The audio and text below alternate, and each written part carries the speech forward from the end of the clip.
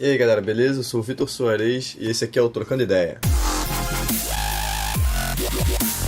O tema hoje é sobre redução da maioridade penal. É bom a gente entender que existe a maioridade penal e a responsabilidade penal. A maioridade penal é a idade que a justiça começa a te ver como adulto, ou seja, deixa de te ver como menor de idade. Aqui no Brasil, como na maioria dos países do mundo, a maioridade penal é de 18 anos. É uma média aí que estipula. Existem países com a maioridade maior e a maioridade penal menor. Mas em média, é isso mesmo, são 18 anos. Por exemplo, na China é de 25 anos, na Croácia é de 21 anos.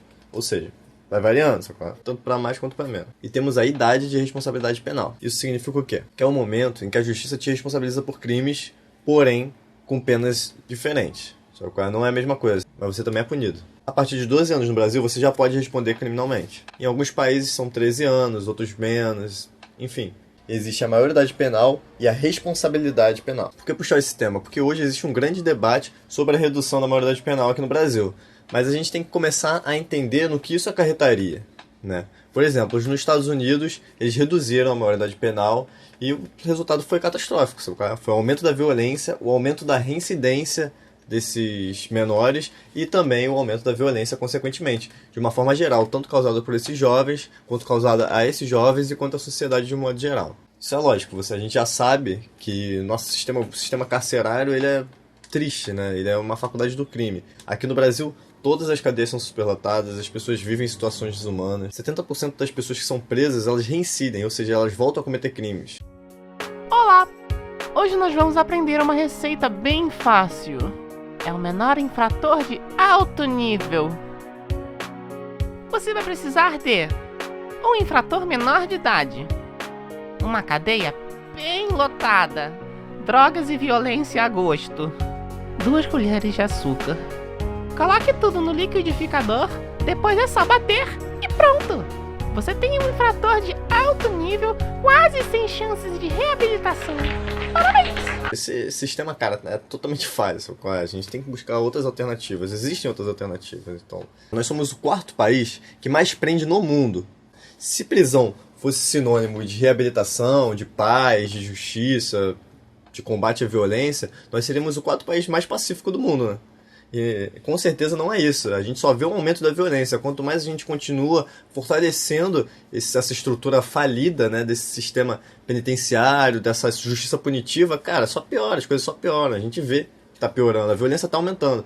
Isso não é de hoje que prendem. E aí, se a gente é o 4º país que mais prende do mundo, a gente prende muita gente, não é por causa disso não. Agora você pensa, pegar esses jovens de 16 anos, de 14 anos, de 12 anos, você pega eles, bota nesse sistema carcerário que zera praticamente a sua chance de se reintegrar à sociedade, que não te dá oportunidade, que não vai te dar educação, vai privar o jovem de estudar, vai privar o jovem de fazer qualquer outra coisa para melhorar a sua vida, que são jovens que já não têm muito acesso a muita coisa, né? A maioria são pobres, são pretos, sofrem violência, quando não sofrem dentro das instituições, sofrem na rua ou sofrem dentro de casa.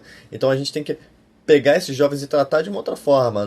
Jogando nessa cadeia, você só vai gerar mais monstros, você só vai gerar mais violência. E é isso que a gente está fazendo há muitos anos e a gente tem que buscar outras alternativas. Eu já falei isso, mas tem que buscar mesmo. E outra coisa, se você acha que os jovens eles não são presos, que eles não são privados da sua liberdade, cara, vou te falar legal. Os lugares que eles ficam tem diferença nenhuma pra cadeia. É muito parecido, é muito parecido. A gente coloca a maioridade penal como se ela fosse super importante, como se os jovens fossem os principais atores ali, né, da violência no Brasil. E eles são responsáveis só a 10% da violência de todo o país. Ou seja, é um número bem pequeno. E dentro desse 10%, só 2% é por homicídio. Então, cara, 2%, 10%, eles não são os criadores da violência, não são eles que fazem a violência, que criaram. Eles são vítimas, né?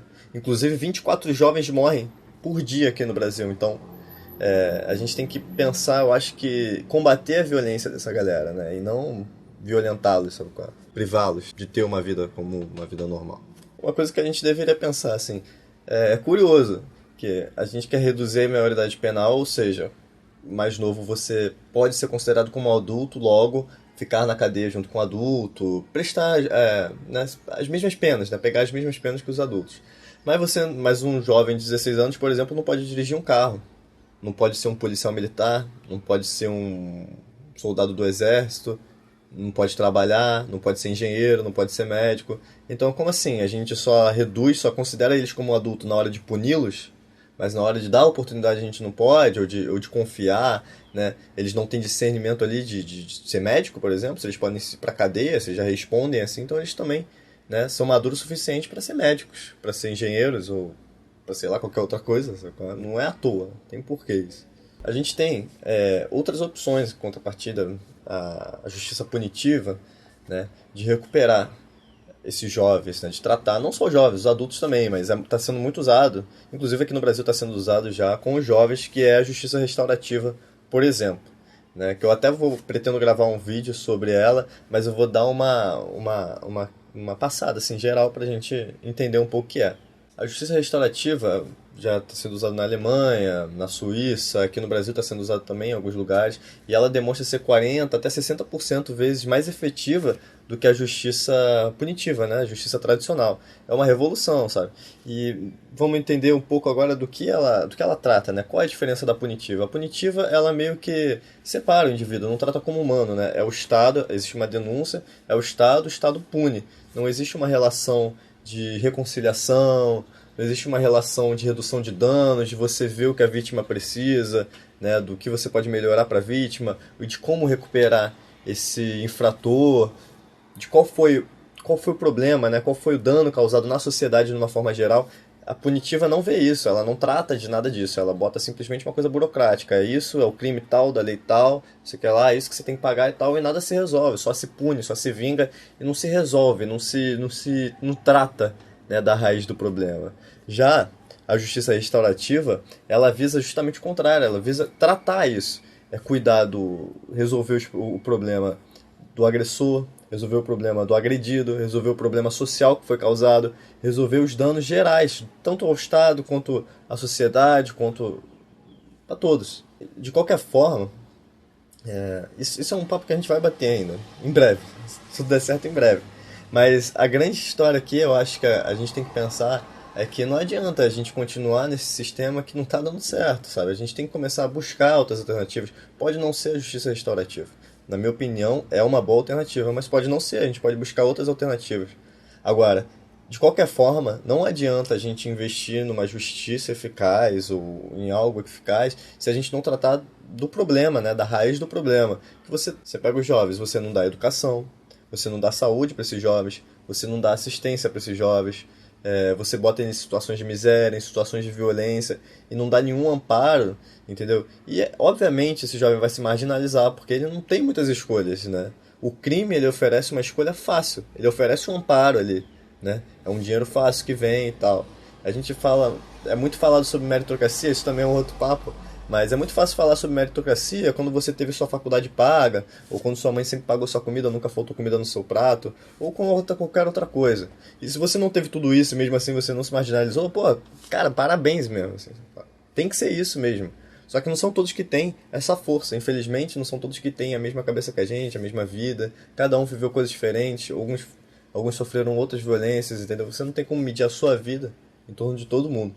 Vamos parar de falar um pouco de meritocracia e que não é à toa que a maioria dos infratores são pobres, entendeu? São de comunidades, são negros, não é a troco de nada. Tem todo um histórico por trás disso. E a gente tem que começar a tratar isso da fonte, porque a gente tem que cessar o extermínio das favelas. Então, o vídeo hoje foi meio sério, né? Porque é um tema bem sério. Mas é isso aí. Se você gostou do vídeo, galera, curte aqui, inscreva-se no canal, e se você tiver alguma sugestão, você manda para esse e-mail aqui. E é isso, galera, até a próxima. Abraço.